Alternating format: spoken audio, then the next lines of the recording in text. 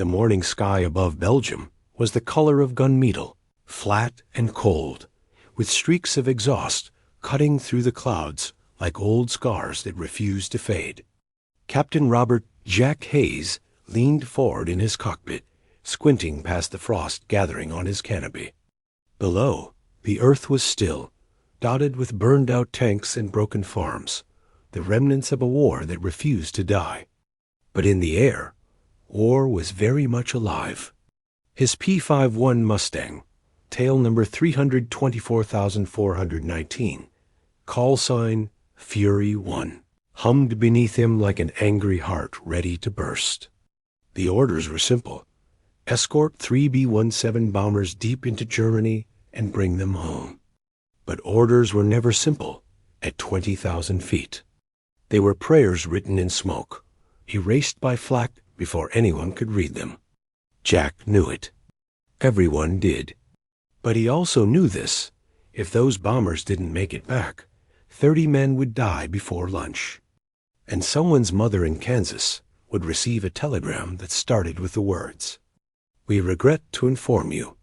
Jack's squadron had been flying without rest for 3 weeks. 2 men were already gone, another missing. No one talked about it. They just strapped in, lit their cigarettes, and stared at the horizon as if waiting for God himself to show up and end it all. Jack had stopped thinking about medals a long time ago. He was fighting for something smaller now, the man flying next to him, the ones limping home behind him, the faces he would never meet, but somehow felt responsible for. His Mustang had taken a beating on the last mission, a small oil leak that the mechanics couldn't fully fix, but there was no time to wait for parts. The bombers were taking off at dawn, and he would be in the air with them, even if his engine coughed itself to death halfway across the Rhine. They lifted off just after sunrise. The runways were slick with frost, the sound of engines shaking the airfield like thunder. Jack's hands moved by instinct flaps, trim, throttle. Fury 1 lifted its nose, wheels leaving the earth in a spray of mud, and for a brief moment he felt something close to peace. The ground fell away, the noise became music, and the Mustang climbed toward a sky that didn't care who won or lost. Behind him, the bombers formed up in slow, majestic order, 4 giant wings carrying tons of death and hope in equal measure. Crossing into German airspace, the first flak burst like dark blossoms in the distance. Jack switched to intercom, his voice calm, clipped. "Keep formation. Watch your altitude. We're not sightseeing today." The younger pilot beside him laughed nervously. "When do we ever?" But the joke died quick. The next burst exploded too close, rocking one of the B-17s, tearing a hole through its wing. Jack bit his lip and tightened formation. "Hold steady, Queen 4. You're still flying." Static. A groan. Then the bomber pilot's voice cracked through. "Roger, Mustang. We're leaking fuel, but staying with you." 5 minutes later, the sky changed. They weren't alone anymore. German fighters Messerschmitt Bf 109s had found them. 8, maybe 10. Hard to tell through the haze. Jack called out their bearing. Bandits, 11 o'clock high. Break left. He rolled Fury 1 into a dive, pulling heavy G's, feeling the blood drain from his head as the Mustang sliced through the air. The first enemy shot flashed past his wingtip. The second tore into his fuselage. He didn't flinch. He throttled forward, closed the distance, and fired a 2-second burst that shredded the lead Messerschmitt. The enemy pilot never saw it coming. A black trail of smoke marked his fall to the forest below Dot. The rest came fast. The sky became chaos-arcing contrails, flashes of tracer fire, engines screaming. The bombers held tight, slow and vulnerable, their gunners firing blindly into the blue. Jack swung beneath them, acting as a moving shield, every instinct screaming at him to climb, to run, to live. But he stayed low, herding the formation east. A second Messerschmitt, came for him head-on. Jack fired too early, clipped its wing, but it didn't matter. The German was already on fire, spinning out of control. 2 more came at his 6 o'clock. He pushed the throttle past redline. The Merlin engine roared, but the oil pressure gauge trembled. The leak was getting worse. He ignored it. He radioed the lead bomber. Call sign, Liberty Girl. You've got friends coming up fast. Keep straight and don't climb. The pilot's reply was faint under the static. Copy that. We're hit bad. 2 engines out. Jack pulled back on the stick and climbed just enough to draw fire away. Tracers lit his cockpit like fireworks. The noise was deafening. 1 round punched through his left wing, another through his canopy frame, spraying glass across his face. He tasted blood. He didn't care. He dived, looped, climbed again, everything on instinct. His engine sputtered, caught, then sputtered again. Come on, baby, he muttered. Not now. He banked hard right, caught another fighter in his sights, and fired. The gun barrels glowed. The German exploded into a cloud of flame and metal. Jack whooped once into the radio. That's 3. But celebration had no place here. Another bomber was dropping altitude fast. He could see men bailing out, parachutes like white ghosts against the black smoke. Jack leveled out and scanned his gauges. He had 10 minutes of fuel, maybe less. The oil pressure had bottomed out. The Mustang shuddered every few seconds, like it was trying to shake him loose. But there were still 2 bombers alive. He circled back, positioning himself beneath them. Stay with me. You're almost home, he said, though he knew they weren't. They still had to cross 60 miles of enemy territory. For 40 minutes, Jack flew on what should have been a dead engine. Every vibration felt like a heartbeat running out of time. The bombers limped west, one with a burning tail, the other leaking hydraulic fluid. Behind them, German fighters regrouped, waiting. Jack stayed between them, diving and climbing, bluffing like he still had ammo. He didn't. He'd fired his last burst 15 minutes ago. But the Germans couldn't know that. He kept making passes, each one riskier, closer. One Luftwaffe pilot finally took the bait and chased him down. Jack flipped the Mustang upside down, rolled out, and dove straight into the valley. The German followed. At 500 feet, Jack yanked back on the stick, forcing his engine past its limit. The Mustang roared upward, too fast for its own safety. The Messerschmitt tried to follow, stalled, and hit the trees. Jack laughed once, a dry sound that turned into a cough. Then silence. His radio hissed. His oil pressure hit 0. The engine seized. Fury 1 became a glider. He trimmed the wings, pulled for lift, anything to buy a few more seconds. Below, the bombers were still flying. He watched them shrink toward the horizon, black crosses of smoke marking the end of a long mission. He knew they'd make it now, and he knew he wouldn't. When he was last heard from, his voice came through the static on open channel. Tell the boys they made it. Then nothing. The Mustang disappeared from radar 20 miles short of Allied lines. They found the wreckage 3 days later in a frozen field. The canopy was shattered. The seatbelt still fastened. Those who flew with him said he didn't crash. He landed the only way he knew how, facing forward, no retreat. And that's how legends are made. The wreck of Fury 1 lay twisted in a muddy Belgian field for 2 days before anyone found it. The snow had already begun to fall, covering the scorched metal like a burial shroud. Local farmers were the first to reach the site, silent and wary, staring at the torn fuselage that had sliced into the frozen earth. The nose was buried deep, the propeller bent, and the cockpit cracked open like an eggshell.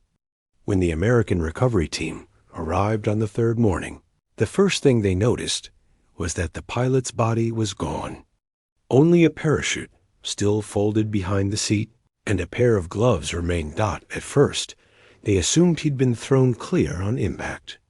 But there was no trail, no blood, no footprints in the snow. The radio still buzzed faintly, the words of his final transmission caught in endless static. "Tell the boys they made it." That sentence would become something of a code among Mustang pilots, a reminder that the job wasn't glory. It was sacrifice. By the time word reached the 357th Fighter Group's base, the men were already drinking to him. In a war where people vanished overnight, they'd learned not to grieve until a name was painted over on the roster board. But Jack Hayes wasn't just another name. He was the kind of pilot who drew men to fight harder just by being there. The men in his unit started calling him the Ghost of Fury One, not out of superstition, but out of the quiet hope that somehow he'd made it out alive. Meanwhile, the two B-17 bombers he'd escorted home landed with barely enough fuel to taxi. Their crews were half-conscious, shell-shocked, and drenched in sweat. One of the gunners, a kid from Ohio named Henry Fields, couldn't stop repeating the same sentence to the medics. "He didn't leave us." He stayed up there the whole way. For the rest of his life, that kid would tell anyone who'd listen that the Mustang pilot who saved them was the bravest man he'd ever seen. Back at base, engineers examined the remaining Mustangs. Oil starvation, they concluded. The engine must have seized completely, making controlled flight impossible. Yet the crash pattern suggested the pilot had attempted a soft landing, skimming treetops before hitting the frozen ground. No one could explain how a powerless plane had glided nearly 20 miles beyond its last known altitude. It didn't make sense. But war rarely does. Weeks passed. Then, one night, a Belgian farmer walked into the Allied command post carrying a tattered leather jacket. It was stiff with frost, the name patch still visible. CPTR Hayes. He said a man had stumbled into his barn the night of the crash, delirious, bleeding, but alive. The farmer had hidden him, afraid of German patrols, but when he returned with food the next morning, the man was gone. Only the jacket remained. The story spread like wildfire through the unit. Some believed it, others didn't, but none could ignore the feeling that Hayes was still out there somewhere, making his way back to the front lines. The Air Corps quietly listed him as missing, not dead. His locker stayed untouched. His name remained on the duty board. And every time the Mustangs roared into the sky, someone would say, "He's watching us." In February, the Allies advanced deeper into Germany. The war was ending, but the skies were still deadly. Replacement pilots filled the gaps left by the veterans. They were kids barely trained, nervous, and eager. One of them, Lieutenant Sam Keegan, was assigned Hayes' old Mustang, freshly repaired, engine overhauled, new paint gleaming under the hangar lights. He climbed into the cockpit with shaking hands, the smell of oil and metal filling his lungs. The crew chief patted the fuselage. "She's ready, sir. Try to keep her in one piece." The next morning, Keegan joined a formation bound for the industrial city of Essen. It was his first combat escort mission. The air was clear, the visibility perfect. But the further they flew, the heavier the silence grew. At 20,000 feet, radio chatter died. Static filled the headphones. Then faintly, a voice came through a whisper distorted by interference. "Keep straight. Don't climb." Keegan froze. It was the same voice he'd heard in the briefing tapes, the voice of Captain Hayes. The others heard it too. "Who the hell is that?" Someone asked over the radio. No one answered. For 10 long seconds, the voice repeated coordinates, then faded away. Moments later, the formation spotted enemy fighters ahead. The Luftwaffe came in hard, 4 against 12. Keegan's hands shook on the stick.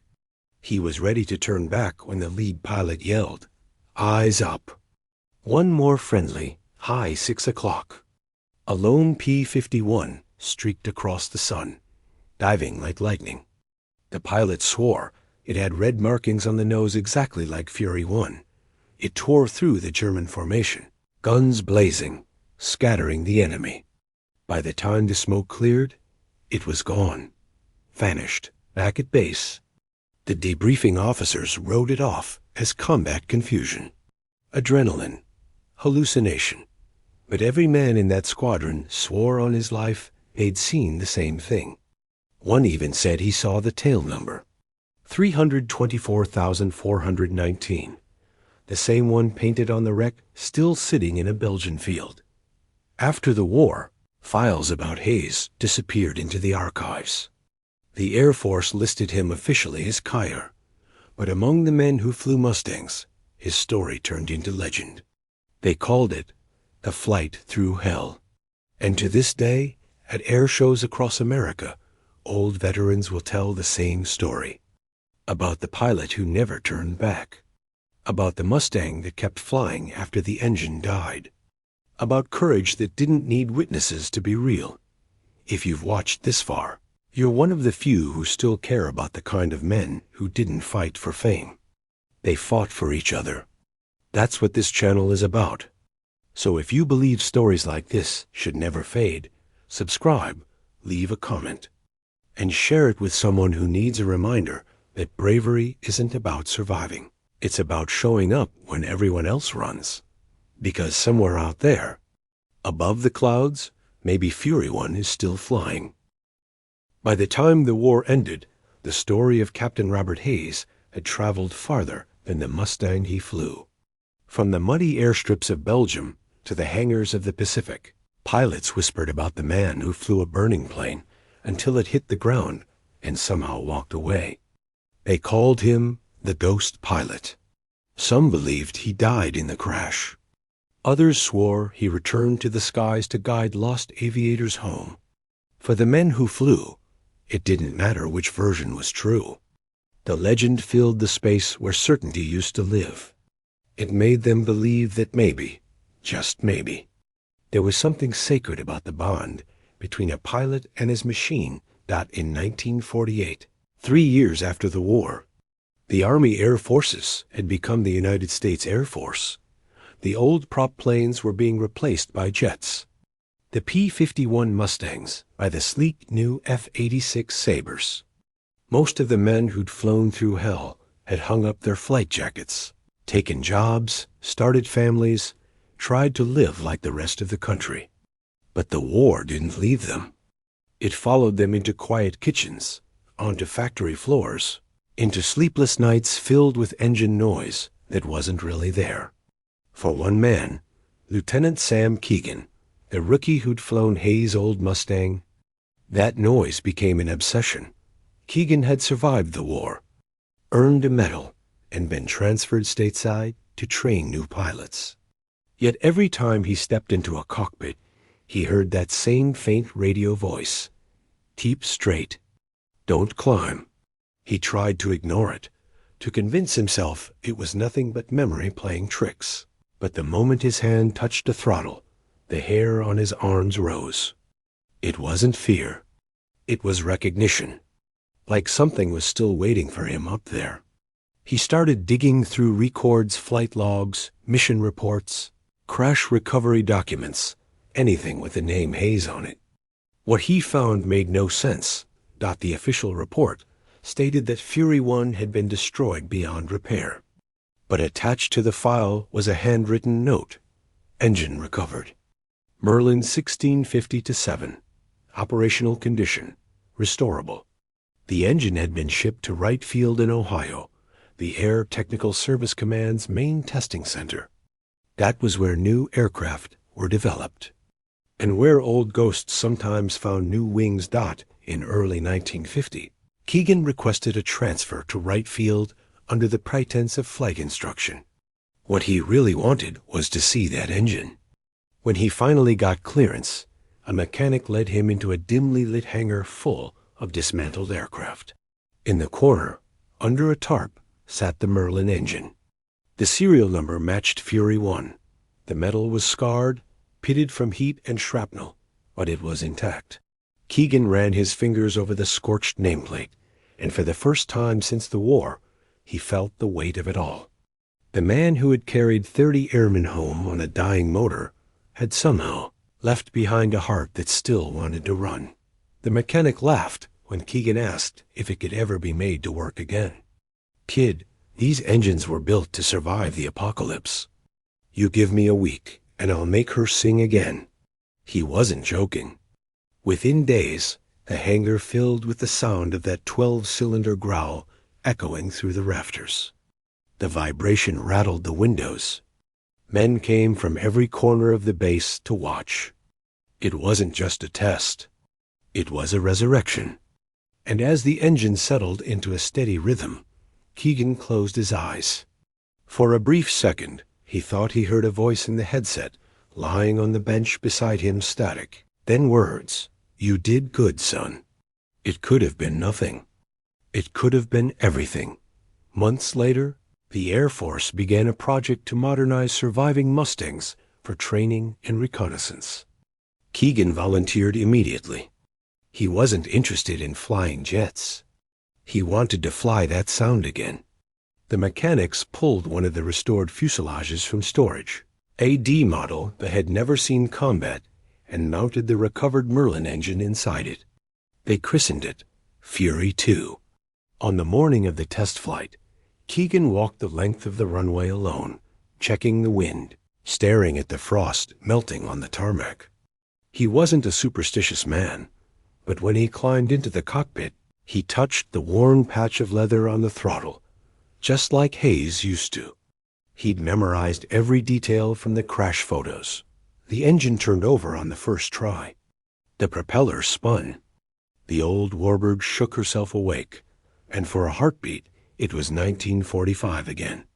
Keegan taxied onto the runway, requested clearance, and was told, "Godspeed, Mustang." He took off into a clear Ohio sky. The flight was supposed to last 15 minutes. He stayed up for 40. Ground control logged the radio chatter, altitude checks, speed reports, a few bursts of static. Then, at 22 minutes, something strange. Keegan's voice changed. It wasn't nervous, but distant, like he was talking from somewhere else. "Control, this thing feels alive," he said. "It's like she knows where to go." The tower replied, asking him to clarify. No answer. Just heavy breathing then. "I think I see him." The tower thought they'd misheard. "See who?" Silence. Then the signal cut. The Mustang disappeared from radar over Lake Erie. Search crews combed the shoreline for 3 days. Nothing. No debris. No oil slick. No trace. The official report listed instrument failure and pilot disorientation. But the men who worked that hangar knew better. They'd heard the same thing on the headset after the engine first came to life, a whisper in the static. "Calm and steady. Keep straight. Don't climb." 20 years later, in 1970, a fisherman in Ontario pulled something from the lake's shallow edge. It was a piece of polished aluminum, warped by time, but still legible. On it were faintly etched numbers, 324,419, the same tail number that had vanished twice in 2 different wars. The press never picked it up. The Air Force didn't comment. But within the small community of World War, 2 veterans who still met for reunions and drank to the ghosts of the past, the story spread again stronger than before. Hayes' Mustang had flown itself home. And maybe that's what made the legend endure. It wasn't about engines or metal. It was about the part of a man that refuses to die when everything else does. For those who'd flown through fire, it meant that somewhere, somehow, courage had left an echo in the sky. So if you're watching this story right now, and you've ever wondered why these old warbirds still matter, this is why. Because they remind us that heroism doesn't disappear when the shooting stops. It lingers, waiting for someone else to take the controls. Subscribe if you want these stories to live on, because every view, every comment keeps the names of men like Hayes and Keegan from fading into silence. They flew through hell so we could talk about it in peace. By the mid-1970s, most of the men who had flown Mustangs were old, gray, and quietly fading into the same anonymity as the planes they once commanded. The jets had taken over, the war movies had glamorized their pain, and the world seemed too busy to remember the names of men who had fought in skies that no longer mattered. Yet once a year, in a dusty hangar outside Dayton, Ohio, a handful of them gathered. They called it the Last Flight Dinner. It wasn't official. No one sold tickets, and no speeches were made. They just showed up, drank whiskey from paper cups, and talked about the only thing they all still understood, the sound of a Merlin engine climbing into the dawn dot in the summer of 1974. Lieutenant Sam Keegan's wife drove to that hangar for the first time. She carried a wooden box under her arm, sealed with an Air Force emblem. Inside were the last belongings recovered from Lake Erie, his dog tags, a watch, and a warped piece of aluminum that still bore the faded letters Fury. She handed the box to Colonel Dean Brower, one of Hayes's old squadron mates. He opened it carefully, his hands trembling. Inside was a small waterlogged logbook. The ink was smeared, but one line was still legible. Altitude 20,000 feet. Visual contact. He's up here. The room went silent. Nobody said a word for nearly a minute. Then Brower closed the book, poured himself another drink, and said what everyone was thinking. Maybe he found him. Maybe they both found a place the rest of us can't reach. The story might have ended there, just another piece of veteran folklore, if it hadn't been for what happened a decade later. In 1985, during preparations for an air show at the very same field, mechanics discovered something extraordinary. They had been restoring a surviving P-51 Mustang, serial number 324,419, recovered from a private collection in Texas. The owner claimed it was one of the planes that had returned from Europe after the war, refurbished for training. When the restoration team stripped away the paint, they found something beneath the layers of primer, bullet scars and repair welds matching the original Fury 1. Crash reports from 1945. The data plate had been replaced, the paperwork rewritten, but the airframe was the same. Somehow, impossibly, the wreck that was supposed to have been buried in Belgium had resurfaced across the ocean. When the story reached the old pilots, most refused to believe it. Others didn't care how it happened. They just wanted to see her fly again. The restoration took nearly 2 years. Mechanics worked from dawn until night, sanding every panel, replacing rivets, cleaning oil lines. They rebuilt the engine using original Merlin blueprints and vintage tools, refusing to let any modern part touch the machine. When they were done, the old Mustang gleamed silver under the hangar lights, as if time itself had stepped back to 1945. On the tail, they painted the same red lightning bolt Hayes had once requested. Beneath the canopy, in black block letters, they stenciled 2 words. Through hell. The morning of the test flight, hundreds of people came to the airfield. Families of old pilots, journalists, and men who had once fought over Europe now stood with canes and cameras, waiting. The test pilot was a young captain named Rick Dalton, 27 years old, born 2 decades after Hayes vanished. He climbed into the cockpit with reverence, touching every switch like it was sacred. Before starting the engine, he asked one question to the mechanics standing nearby. "What if she doesn't start?" The chief mechanic smiled and said, "Son, she's been waiting 40 years. She start." When the propeller spun, the sound that came out wasn't mechanical. It was alive. The engine roared with the deep, throaty pulse of 1,000 memories, echoing off the hangar walls and rolling across the field. Men who hadn't cried in 50 years wiped their eyes. Dalton taxied her down the runway, gave a thumbs up, and throttled forward. The silver Mustang lifted gracefully into the sky, climbing higher and higher until it was just a dot in the sun. The tower called his altitude. No reply. For a second, everyone held their breath. Then his voice came through, calm and steady. "Control, I think I'm not alone up here." The radio crackled again. "Repeat that?" Silence. Then faintly, another voice layered over the static, low and unmistakable. "Keep straight. Don't climb." The tower froze. Dalton's hands trembled. "Say again?" The reply was barely audible, as if it were coming from 100 miles away. "Good to see you, kid. Take her home." The radio cut off. The plane banked gently, wings catching the light. Then it leveled and flew a perfect loop over the airfield, exactly the same maneuver Hayes had performed on his first solo flight in 1943. When the Mustang landed, Dalton climbed out shaking. He refused to talk for an hour. When he finally did, all he said was, "It wasn't just the plane up there." That day became a kind of pilgrimage for veterans. Each year, they came back to hear that sound, to stand beneath the roar of the engine that refused to die. The Mustang became more than a machine. It became a symbol of endurance, of a generation that refused to fade quietly. People who had never served came to understand something those men had always known. Courage doesn't end with the battle. It lives on in every story told by those who remember. When the last of Hayes's comrades passed, the plane was donated to the Smithsonian Air and Space Museum. It stands there today shining, silent, suspended from the ceiling as if waiting for orders.